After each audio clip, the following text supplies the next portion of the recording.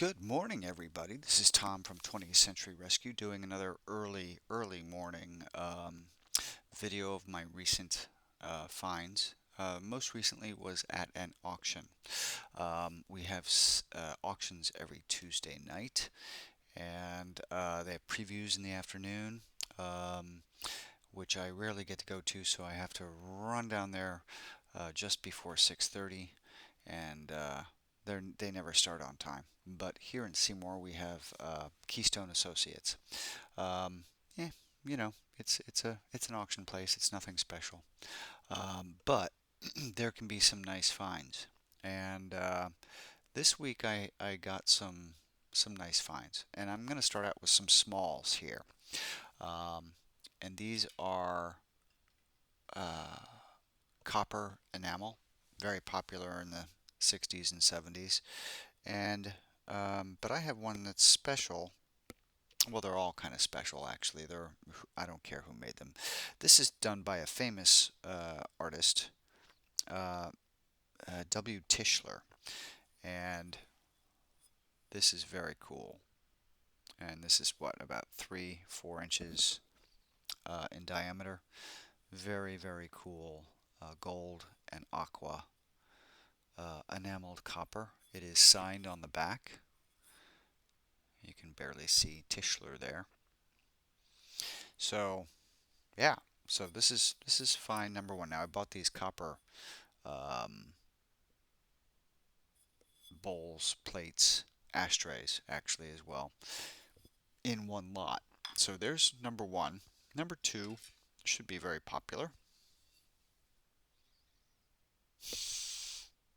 And did you notice the lighting is a lot better lately? Yeah, finally got that solved. Um, the kitty cat. Now this is done by a rather famous company that's not very far, or was not very far away from where I am now. This is Bavano of Cheshire, Connecticut, which is what, less than 10 miles away from me. Um, and my parents had these, not this particular one, but they had some copper enamel, and they are great. You can put these all on a wall or what have you. Now, my next one is my favorite because it's the blingiest, of course. I like bling. But this is of Jerusalem, and it's raised. Parts of it are raised. The baubles are raised. This is just beautiful. I don't think you can see that this is, well, maybe you can. Gold. Is that gold? Well, it's what's the word? Foiled. Blue and gold, and there you go. I think that's the proper lighting for that. Now these features are raised.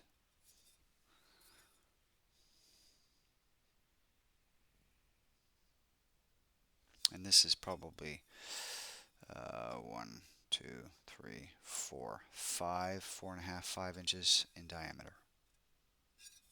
Not marked. There you go. Now we have an ashtray that's very pretty. You do see these online.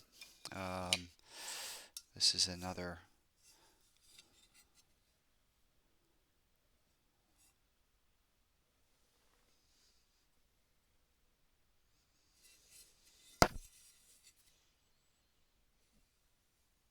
There is some crazing to it um, near this point, and this point, for obvious reasons. The heat, but you don't notice it very much, honestly, until you look for it. But in an ashtray, it should probably be expected, but can be an art object all on its own. Hang it on the wall. The next one's unusual in its, I guess, non-modness.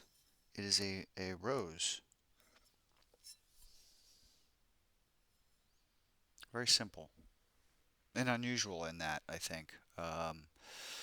I'm sure there are others out there. This is also unmarked, but I'm going to assume, I'm going to make a big assumption here that all of these are from Bavano, except for perhaps the one that's Jerusalem. Um, that could be from Bavano. I don't know. More likely a tourist piece, perhaps. I don't know. But this is pretty as well. And then the biggest one also has the biggest issue because it was resoundingly or roundly used as an ashtray, which is what it is. But it's pretty. It's not in the best shape. Um, some of the glaze has dulled a little bit. You can see this up here. This is a big mark up there, but this is pretty as well.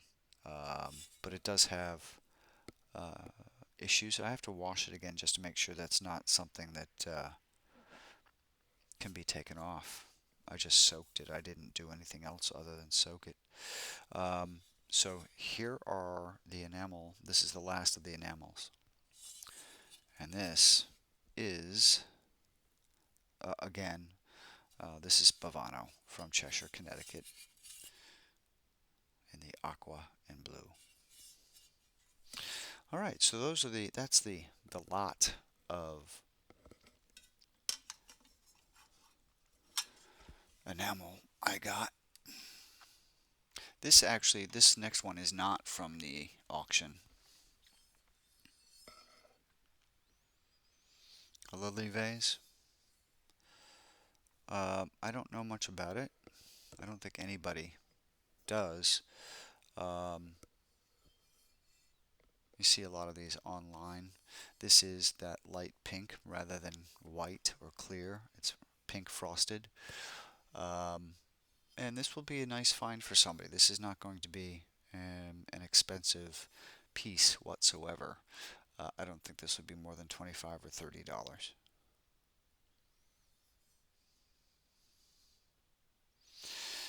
Now, for radio fans,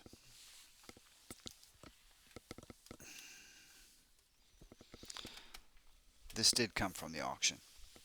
And it's a Zenith.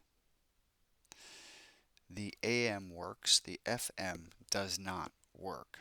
Now, what I'm going to be doing with this, and you can see the streamlined 60s sort of, the white is not square, it's sort of cantilevered in. It is, well, the model number isn't on the back, it's inside. Well, it does have 2-2346 Zenith Radio Corporation. What I'm going to be doing with this is, for those of you who like old radios and who can fix them, unlike me, I do not know what I'm doing, and I'm not even going to attempt, is take the backing off and do a video of the inside so you can identify any sort of possibilities as to why the FM does not work. Because I don't know. Yeah. I'm an electronics idiot. I have no idea. And for something like this, that's in beautiful cosmetic shape, and the AM does work, so there's just something that needs to be fixed on the inside, I'm sure of it. It's a handsome piece. It really is. It's in very, very, very good condition cosmetically, and it has the AM, the FM, as well as the AFC. So there you go. This will be listed. But before I do that, there will be a video of the inside showing possible fixers, what possibly could be wrong or need to be replaced, and or not. This can be just for looks, if you wish. It's got a nice clean dial. The orange is FM, the AM is black, and yeah, there you go. What else did I get from the auction here? Oh yeah.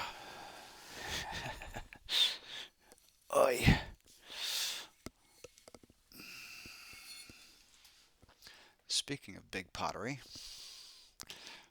we have this, and it is signed, but I can't seem to identify who made this. Now it looks, that's an F. Marked 1972. Um, I thought this could be some Italian. It's probably not. Um, Somebody suggested it might be David Furman. I don't think so. Um, Not based on what he does these days. But, signatures. Can't live with them, can't live without them. But this is an interesting piece. It reminds me of the Empire period when women would their dresses were cut tight under the bosom and then it just flowed straight down, almost straight down. Um, that's what this reminds me of. Call me weird. I don't know. Um, but I love the blue and the mottled, and it's sort of lava-ish in its texture. It is large. I think it's 17 inches tall. No issues with the lip. Just a really unusual, handsome, heavy, big example of really well done pottery. You have to be talented, I think, to be able to pull this off with this nice graduated line here and the bulbous here, and everything is perfectly symmetrical. So this came from somebody talented. I don't know as I'll list this just yet until I find out who did it. If you have any ideas out there, please let me know. Now I did buy something else which is not going to show well here. And I bought it really not even knowing anything about it. It is a etching on silk, and it's in a very old frame, and it's got the wavy glass, and it is called Petruchio. Shoot, what's the artist's name? Rojan. Paul Rojan? I should remember this stuff, don't you think? It's not going to show well because of the light here, but it is on silk, and it's called Petruchio, inspired by Petruchio from the Taming of the Shrew, Shakespeare's Taming of the Shrew. And this sort of golden silk on the side is not stained. That's just the silk reflection. You're going to see the light in the background there. Now, it does have signatures from the artist in plate on the right here on this side. And sorry about the light. And I believe Eve, oh shoot, what's the last name? Lorraine is probably the printer, and a cartouche on the right side that looks like, I'm sorry, this is rather difficult to do, to show you. Cartouche that looks like a pipe and a money bag. So this is not something that's going to be overly popular. I kind of bought it for myself. I still haven't quite decided if I'm going to keep it or not.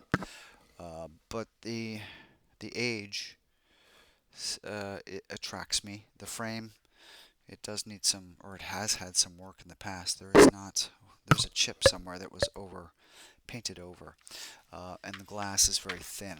I need to get this reframed if I keep it, because I need to get this acidic stuff away from the fabric. Yeah, this is not terribly well framed, but you can tell I love this chain. I wish they still used them.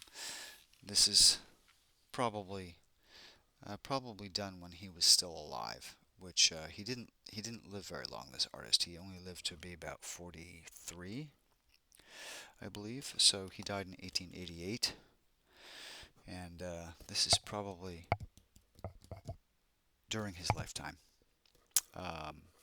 Sorry, the exact name of the artist escapes me. But do I have anything else special to show you? Oh, the other thing I bought was actually for myself. Those hanging bells. Now, if it weren't 3 o'clock in the morning, I would ring them for you. But I'm not going to do that right now. And replacing that hanging lamp, which by the way is for sale and has been for a while, Hollywood Regency hanging um, lamp, light, chandelier, which is very cool when it's lit up. And it's monumentally heavy. I believe it's a Lovesky and Lovesky lamp. I believe it is. But if you have any comments, please do comment positively below. Please like, please share, and please follow. If you have any questions, again, DM me on anything or comment below. I will see you soon. Have a great Thanksgiving day, and you enjoy your family. No politics, and have a great dinner. Bye bye.